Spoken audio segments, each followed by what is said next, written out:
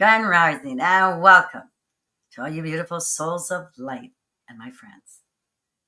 It is CLG View Point, and my name is Cindy Lorraine Grais. It is Thursday, April the 10th, 2025. Well, in the Kingdom of Canada, we have a new calendar, and today's date is Divina Vita, Divine Life 10 year 0035. That is day 10, year 0035. Well, today we'll be covering Isometrics, Strength, Wellness, and Youth Vitality. International news, it's USAID paid Czech groups to wage war against Russia, former police chief. Local news, BC Cancer ending temporary program, sending patients to Washington for treatment. Canadian military pulls rescue planes from BC amid new aircraft delays. Condo owner must pay $6,800 in fines for having prohibited pets. BC tribunal rules. Gas prices in Canada see one of the biggest drops ever. What's going on? Well, each segment I start with a sage clearing. For some of you who haven't heard of a sage clearing, it's a process where we clear negative energies in our space. So this sage, I grow it in my garden. I sure like the smell of it as well. To all low energy entities, you are sent back to your perfect place. Only divine love and divine light is welcome here. And so it is. Divine love and divine gratitude. Along to our video, Isometrics body weight routine. Hey, what's happening, everybody? Coach Brian coming at you with criticalbench.com. Isometric bodyweight routine. If you're not implementing some sort of isometric exercise into your routine, well, you're missing out. If you're not familiar with what an isometric exercise is, it's just simply holding a certain position under resistance. Now, what I mean by that is, like, for instance, a squat hold. This is actually considered a form of isometric training. Yes, it is sub-max in its effort. You're not exerting max effort, but it is a form of isometric training because the downward force and the upward resistance is going to be the same. So you're not moving. It's just kind of two opposing forces coming together, preventing you from moving. Again, you can create hundreds of different types of workouts and routines just simply using isometric exercises. Another exercise would be like a bicep curl. I'm pushing down with this hand, trying to curl with this hand. It's still a sub-max effort. I'm still resisting and trying to curl. Yeah, that's an isometric exercise. So what does an isometric exercise look like as far as the routine goes? Well, if you're doing sub-max effort like the exercise I just showed you, you can hold these anywhere between 10 seconds to 5 minutes if you're that capable. Again, you're at sub-max effort, so your body will be able to endure that length of time. Now, if you're doing max effort, which we're not really going to dive into too much at the moment, you can't hold that at that long because, again, it's max effort. It's 100% of your effort going through that exercise. So when you're writing your routine down, 2 to 3 times a week is adequate enough to get the benefits from isometric exercises. Like I said a moment ago, 30 seconds, 60 seconds of these holds, 3 to 4 sets in a circuit form, just one at a time. You can do it up to 3 times a week. You create the workout of your own because, again, there's hundreds of different types of exercises using this type of format. If you're new to exercise, isometrics are completely safe for you. Even the advanced athletes have something to gain from it as well. Other examples of isometric exercises using your body weight, something like a plank. This is one of the most common exercises that you can use in the form of isometric training. I mean, everybody should be doing this. If you don't already, you're missing out. So definitely get in the plank. Even like a wall sit, sitting back against the wall. That's another form of isometric holding. You can change the foot positions, hold it at different lengths. You can even hold something out for a nice little isometric hold. You can put something between your knees to squeeze in for more inner thigh work. You can be creative, do different types of lunges, holding this. Same thing on the other side. Again, There's really no set parameters on isometric training or isometric routines. You just got to start implementing them into your program. So hopefully you learned a thing or two on how to incorporate isometric training into your routine. And now on to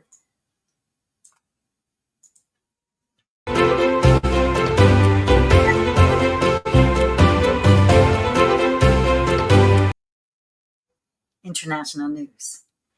USAID pay Czech groups to wage war against Russia, former police chief. The organization had a huge influence on the relationship between Prague and Moscow, Stanislav Novotny has told RT. The United States Agency for International Development, USAID, financed a long-running anti-Russian campaign in the Czech Republic. Former Czech police chief Stanislav Novotny has told RT in an exclusive interview on Wednesday. Novotny said Washington's primary channel for funding political projects abroad had played a major role in shaping Czech-Russian relations. According to the former police chief, who is now a lawyer and journalist, U.S. billionaire George Soros has also had a significant influence on the deterioration of ties between Prague and Moscow through his Open Society foundations. A lot of money was poured into civil society organizations of political nature, which were waging a war against Russia, Novotny said. Such organizations should simply be removed, he added, accusing the Czech government of spending taxpayers' money on stoking anti-Russian sentiment by contributing financially to the organizations. U.S. President Donald Trump launched the process of dismantling U.S. aid shortly after returning to office in January, citing high costs and limited benefits associated with his programs. He also started negotiations with Russia aimed at improving ties and resolving the Ukraine conflict. While commenting on the developments around U.S. aid in early February, Novotny described the agency as the monster that has taken over the world, alleging it orchestrated wars, organized mass migration, broke up national cohesion, and destroyed indigenous cultures. The Czech Republic was formed in 1993 after the Velvet Revolution of 1989 and the dissolution of the Soviet Union in 1991. Prior to those events, it was part of a communist Czechoslovakia, a key member of Soviet Union-led Eastern Bloc. Prague has adopted a notably anti-Russian stance in recent years, particularly in response to the events in Ukraine, becoming one of Kiev's staunchest supporters and labeling Russia a terrorist state. Hundreds of Soviet-era monuments have been removed or modified in the EU state since the 1990s, with a renewed wave of demolitions after the 2014 armed coup in Kiev, Crimea's decision to join Russia, and the escalation of the Ukraine conflict in 2022. The campaign to demolish the monuments was among the policies that were aimed at provoking fear and hatred towards the Russians, Novotny argued.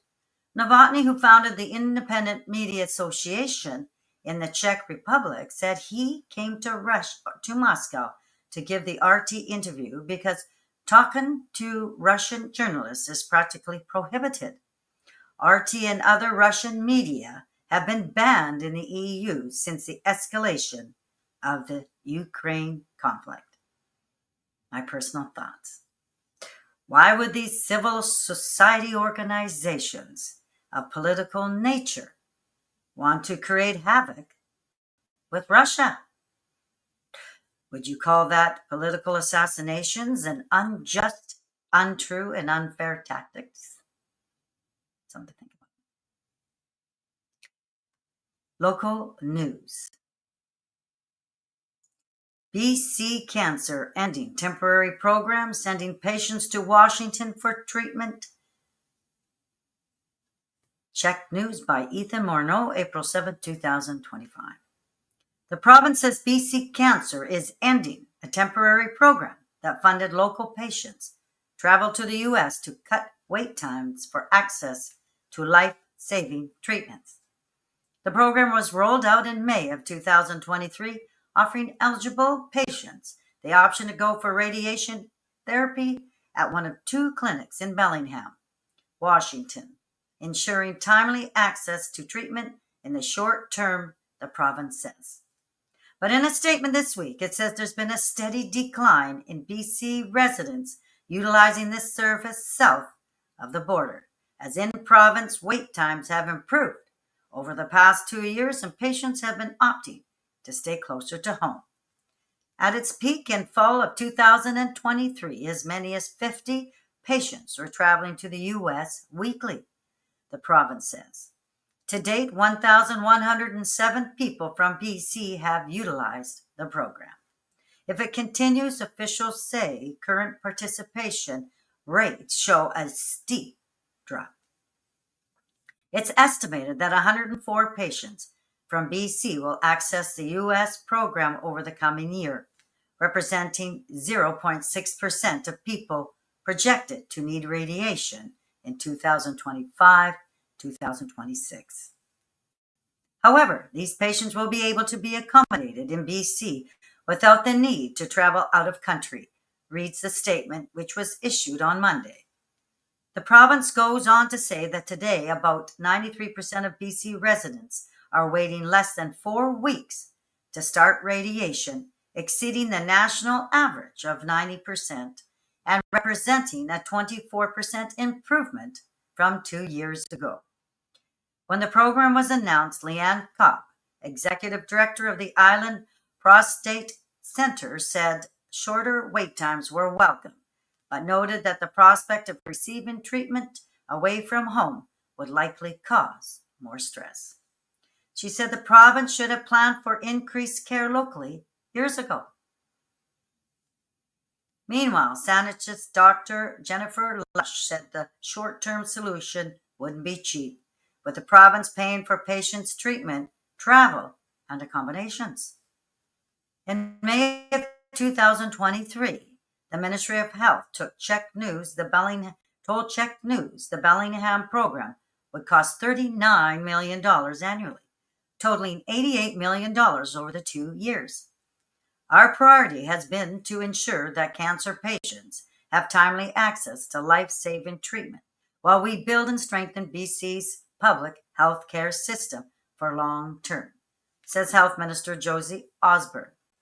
By hiring more specialists, upgrading our hospitals, and expanding innovative treatments, BC's 10-year Cancer Action Plan is working to improve wait times for radiation therapy and meet national benchmarks, added Osborne. Thanks to the progress we've made over the past 2 years, we can now safely wind down this temporary program and focus on getting patients the care they need in BC. The province says it appreciates its partnership with the U.S. clinics, adding that BC Cancer's contracts will expire on May the 11th and 31st and will not be renewed. 9 patients from BC are still scheduled to complete treatment there. The province's 10-year cancer plan aims to meet the growing need for such care in the future, with regional centers planned for Nanaimo and various other municipalities. On the island, Victoria is already home to a center. My personal thoughts. Could this be a cost-saving initiative decreed under natural law in the Kingdom of Canada? Canadian military pulls rescue planes from BC amid new aircraft delays. CTV News, written by Todd Coyne, April 8, 2025.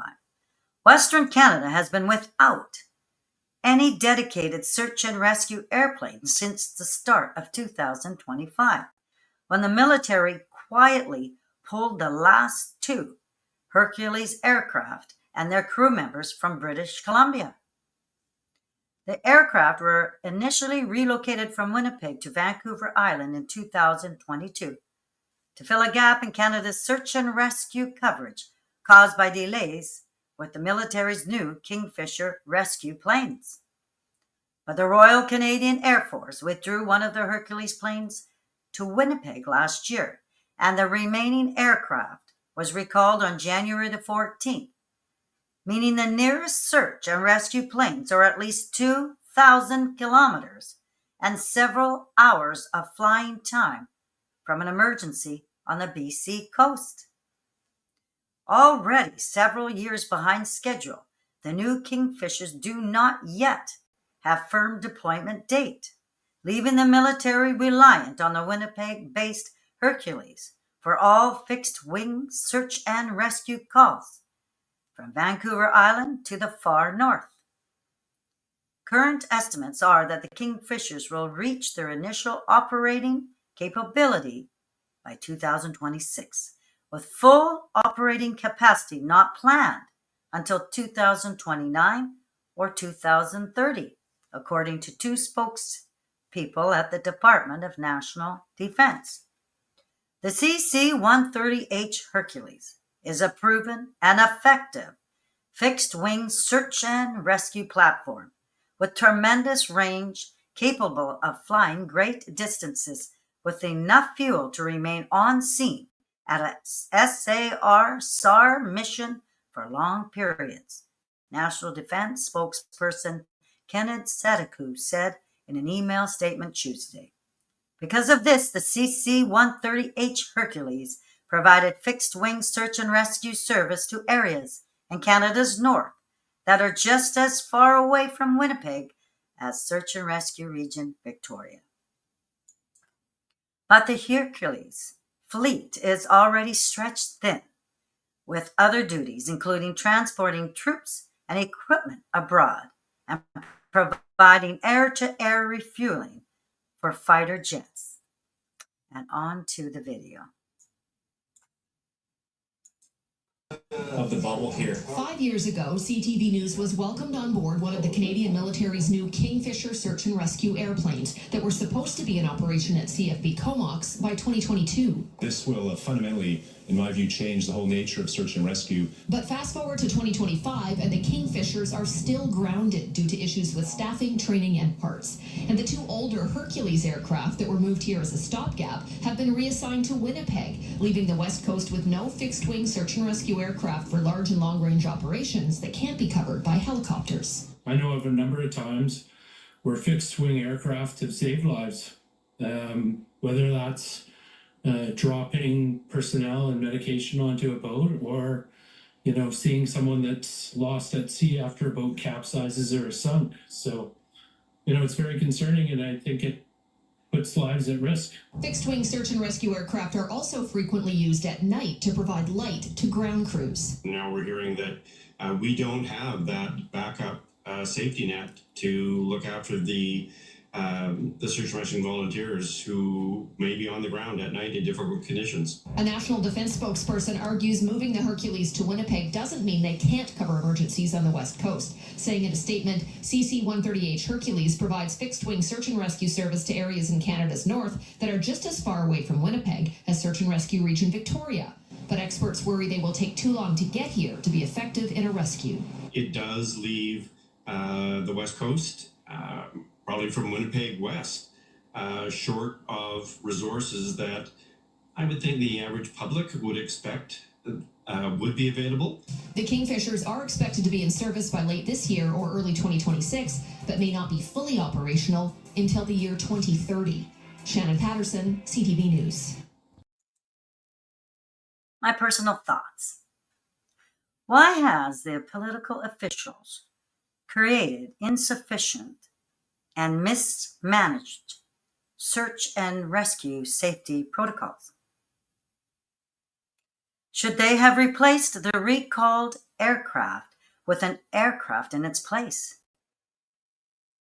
As the priority is the safety and security of our nationalists in Canada. And so it is. Condo owner must pay $6,800 in fines for having prohibited pets. BC Tribunal rules. CTV News, written by Lisa Stacey. Published April the 8th, 2025.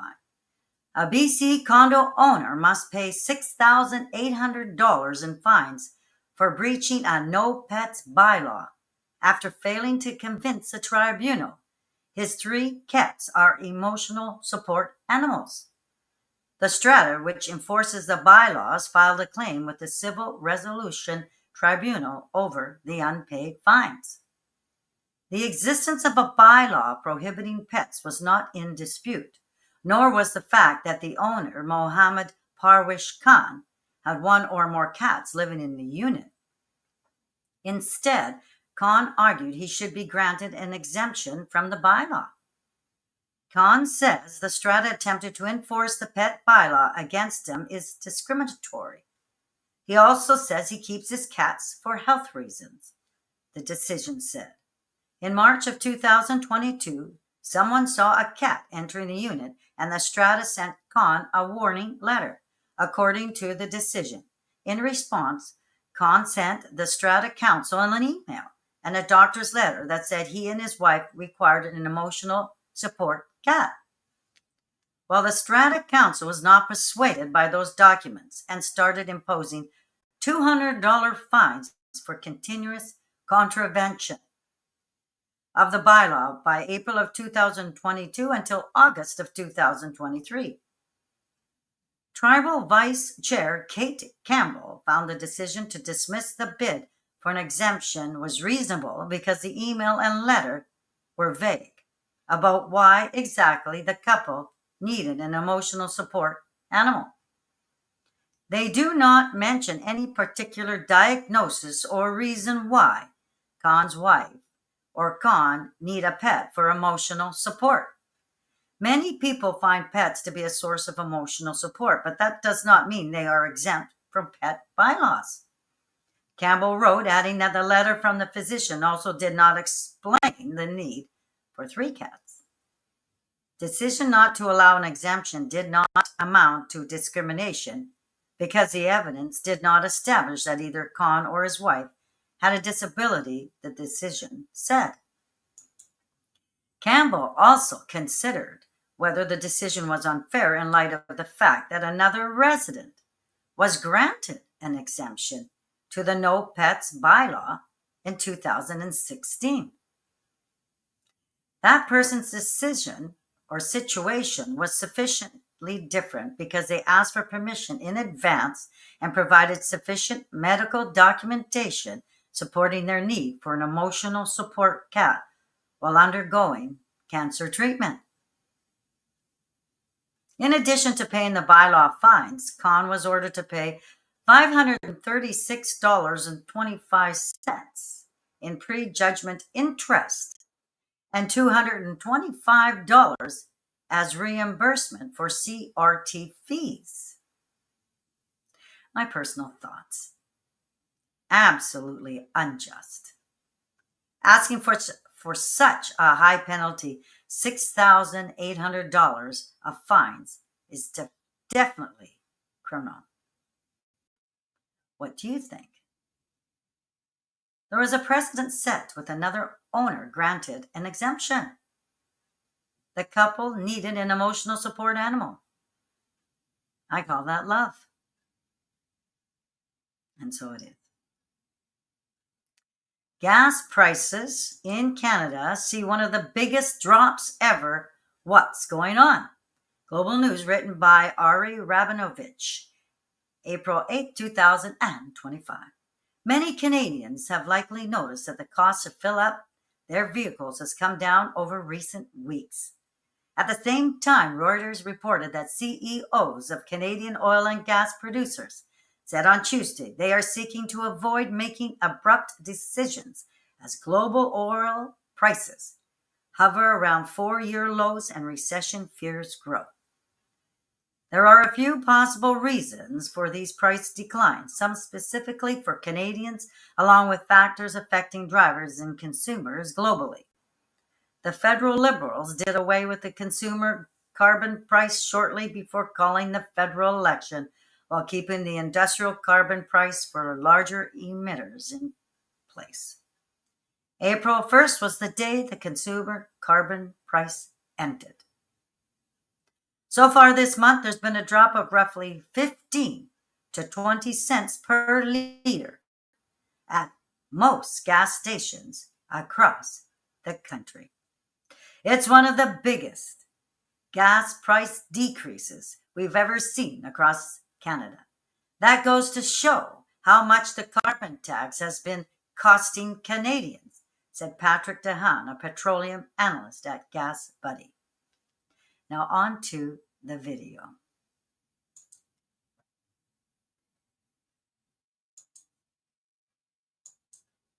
Has briefly dipped below $60 a barrel for the first time since 2021.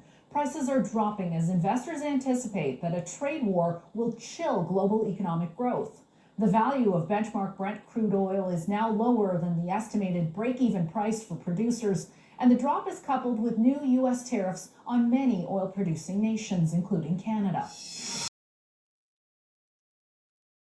My personal thoughts. Under natural law in the Kingdom of Canada's gas prices is decreed to go down as far as 1955 prices. Won't that be wonderful? Exciting times. I'm Cindy Grais, CLG View Point, and I thank you so much from the bottom of my heart for you being here today. And if you feel compelled, please share this forum. End of the video, I have a video of past and present strong men and women.